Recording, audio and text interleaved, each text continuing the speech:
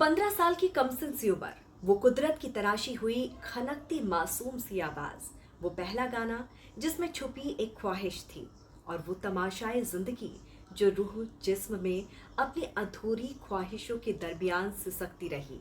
एक मुस्कुराता सा जिंदगी देने वाला चेहरा वक्त को अलविदा कह गया। वक्त से पहले आज भी दिल बारहा रोता है उस हसीन आवाज को याद कर, उस मखमली आवाज के एहसास को याद कर। इस मोहब्बत में सरहदों का साया नहीं, इस दीवानगी में मुल्क की दीवारें भी नहीं। दिल याद करता है और कहता है, एक थी नाजिया। वो 80 का दशक था। हिंदुस्तान बदलते वक्त की करवट लेने को बेचैन था, लेकिन हालात के चलते कभी उम्मीदें तो कभी उमंगें खुद में सिमट कर रह जाती थी, क्योंकि एक गरीब और मध्यम वर्गीय मुल्क का एहसास हिंदुस्तान से जुड़ा हुआ था। उसी वक्त एक जोश की लहर बुझे हुए दिलों में तो ठंडे पड़े जवा जिस्मों में किसी आग सी लगी। एक एल्बम पैरों को थिरकने का बहाना दे गया, एक गीत झूमने का वादा ले गया, एक संगीत कानों में रस सा घुलता चला गया। वो नाजिया की सौगात थी, मौसीकी से मोहब्बत करने वालों के लिए। साल 1980। फिरोज खान उस वक्त के परफेक्शनिस्ट होते थे। उनकी फिल्में नए प्रयोग के लिए जानी जाती थी। उनकी फिल्म कुर्बानी रिलीज हुई। पहली दफे नाजिया की आवाज हिंदुस्तानी सिनेमाई पर्दे पर सुनाई दी।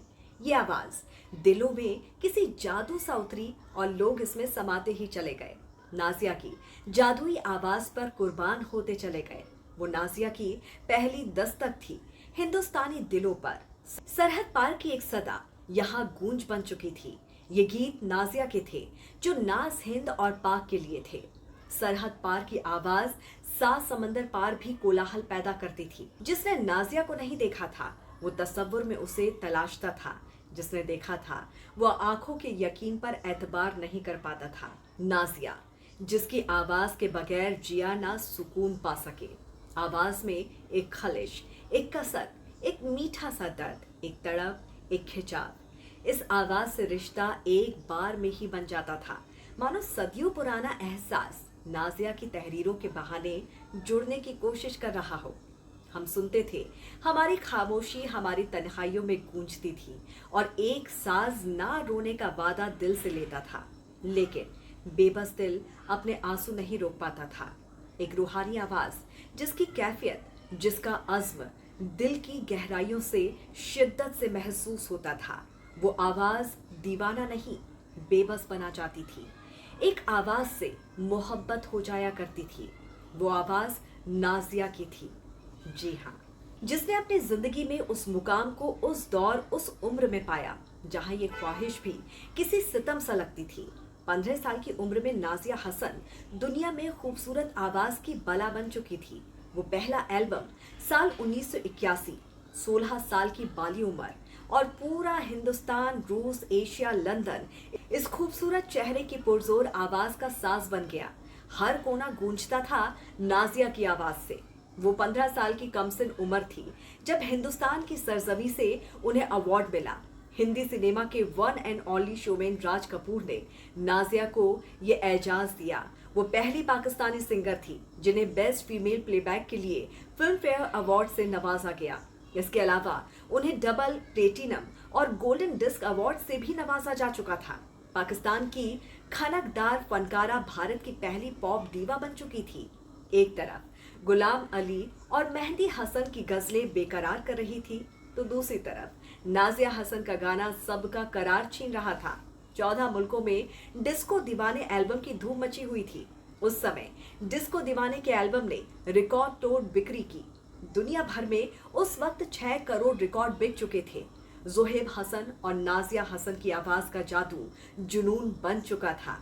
नाजिया हसन की जिंदगी का सफर 3 अप्रैल 1965 की तारीख के दिन कराची शहर से शुरू हुआ था, और बेहद नाजुक कमसिन उम्र में ही उन्होंने पाकिस्तान टीवी के लिए गीत गाने शुरू किए। मुस्कुराता चेहरा और खनकदार आवाज ने सबका ध्यान खींचा। म्यूजिक कंपोजर बिद्दू और फिल्म निर्माता और एक्टर फिरोज खान भी नाजिया की आवाज सुनकर खुद को रोक नहीं सके। नाजिया हसन ने सिर्फ 15 साल की उम्र में पहला गीत आप जैसा कोई मेरी जिंदगी में आए तो बात बन जाए गुनगुनाया। तो दिलों में लहर से चल पड़ी। इस गाने ने नाजिया हसन के लिए हिंदुस्तान में शोहरत के दरवाजे खोल दिए। नाजिया ने मौसीकी में आजादी की एक नई राह निकाली। खनकदार आवाज, गाते हुए झूमना, उस दौर में नौजवानों के लिए वो एक अलग एहसास बन चुकी थी। इस गाने ने 80 के दशक में लाखों युवाओं के दिलों के तार छेड़ दिए। आलम ये रहा कि फिरोज खान की फिल्म कुर्बानी के ग्रामोफोन रिकॉर्ड हर तरफ छा गए और बिना का गीत माला में पूरे 14 सप्ताह तक टॉप पर रहा। उसके ठीक एक साल बाद बिद्दू के संगीत निर्देशन में उस वक्त का पहला पॉप एल्बम रिलीज हुआ, डिस्को दीवाने। ये पहला गैर फिल्मी संगीत था जो उन दिनों भारत के घर घर में सुना जाता था। इस एल्बम के साथ नाजिया के भाई जोहेब हसन ने गायकी में कदम रखा। सारे युगल गीत भाई बहन ने मिलकर गाए थे। जोहेब की आवाज नाजिया के साथ खूब मैच करती थी। डिस्को दीवाने ने भारत और पाकिस्तान में बिक्री के सारे रिकॉर्ड तोड़ दिए। इसके बाद इनका स्टार यंग तरंग, हॉटलाइन और कैमरा कैमरा नाम से एल्बम जारी हुए। Nazia sweet heart of Pakistan और नाइटिंगेल ऑफ द ईस्ट बन चुकी थी। मौसीकी की दुनिया से अलग नाजिया एक सच्ची इंसान थी। उनका दिल गरीब बच्चों की मदद के लिए धड़कता था। उन्होंने गरीब बच्चों के लिए काफी समय काम भी किया। ये उनकी दूसरी तस्वीर थी। तो आप हैरान हो जाएंगे कि गाना नाजिया के लिए महज एक शौक था और उस शौक ने उन्हें मौसीकी का मकबूल बना दिया था। उन्होंने इंग्लैंड से कानून की पढ़ाई और संयुक्त राष्ट्र संघ के लिए काम किया। 1995 में उन्होंने मिर्जा इश्तियाक बेग से निकाह किया, लेकिन ये शादी ज्यादा चल नहीं सकी।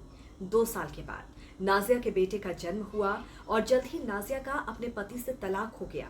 13 अगस्त 2000 के दिन फेफड़े के कैंसर की वजह से महज 35 साल की उम्र में नाजिया दुनिया से रुखसत हो गई। बहन को खोने के बाद जोहेब की जिंदगी में उदासी ने घर कर लिया और वो संगीत से दूर होते चले गए। नाजिया हसन सिर्फ एक पॉप सिंगर नहीं थी, वो एक नेक दिल इंसान, एक बहन, एक माँ और एक सपना देखने वाली लड़की थी। उन्होंने अपनी संगीत से न सिर्फ पाकिस्तान बल्कि पूरे उपमहाद्वीप में करोड़ों दिलों को छू लिया, पर जिंदगी ने उन्हें बहुत कम वक्त दिया। उनके भाई जोहेब की आंखों में आज भी वो दर्द छलकता है जो अपनी बहन को धीरे धीरे खोने का था। नाजिया ने कभी अपने दर्द को जाहिर नहीं किया, हमेशा सबको हिम्मत दी, लेकिन आखिर में खुद चुपचाप सब सहती रही। उन्होंने सबको यकीन दिलाया कि वो ठीक हो जाएंगी और शायद इसी यकीन ने उनके अपनों को और भी तोड़ दिया। जोहेब आज भी उसकी इंसानियत, उनकी आवाज और उनकी मौजूदगी को मिस करते हैं। संगीत तो चलता रहेगा, लेकिन एक कोना हमेशा खाली रहेगा, वहां जहां नाजिया थी। उनकी मुस्कान, उनकी आवाज और उनका प्यार, सब कुछ अमर है। नाजिया अभी भी लोगों के दिलों में जिंदा है, एक ऐसे सितारे की तरह जो भले ही अब नजर न आए, लेकिन उसकी रोशनी हमेशा महसूस होती है। नाजिया की आवाज ही अब बाकी है, साज कब का खाक हो चुका है।